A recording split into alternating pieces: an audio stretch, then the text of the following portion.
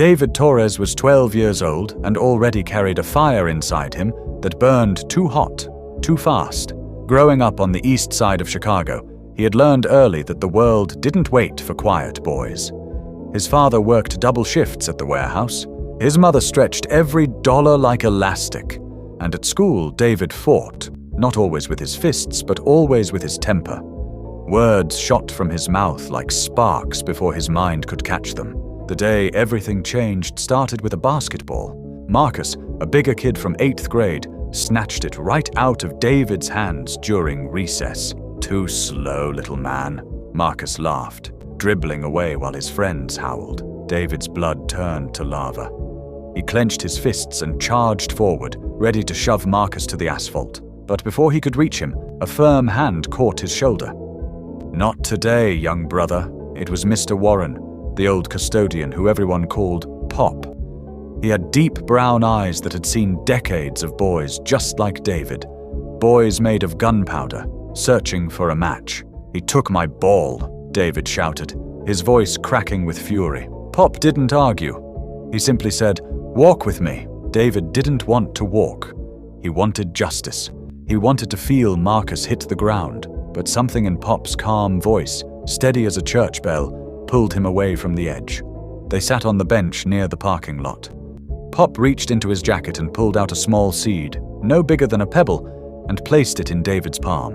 "You know what this is?" Pop asked. "A seed? An oak seed." "You know how long it takes to become a tree?" David shrugged. "I don't know. A year, 20 years to grow strong, 30 to grow tall, a lifetime to grow wise." Pop leaned back. "But you know what happens when lightning hits a young tree? One that grew too fast, with shallow roots." David looked at him. "It splits right down the middle," Pop said quietly. "Gone." David stared at the seed. His anger hadn't disappeared, but it had dimmed, like a flame turned low. "Every time you react in anger, you're that lightning, David. You're splitting yourself open before you've had the chance to grow roots." Pop tapped his own chest. "Patience isn't weakness. It's the deepest kind of strength there is." That afternoon, David didn't fight Marcus. He walked away. It was the hardest thing he had ever done, harder than any punch he'd ever thrown. His pride screamed, his ego ached, but he carried that seed in his pocket like a promise. The next day, Marcus found him again. But this time, David simply looked at him and said, "You can keep the ball, man.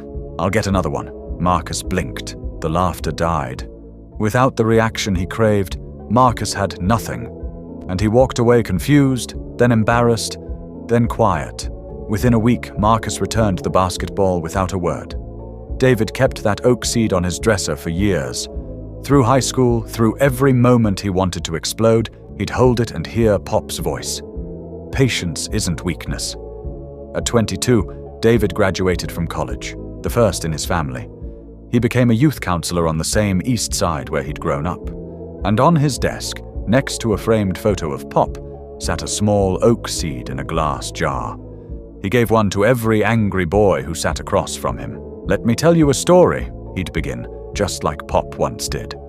Because true wisdom doesn't strike like lightning. It grows, slowly, deeply, and only with time.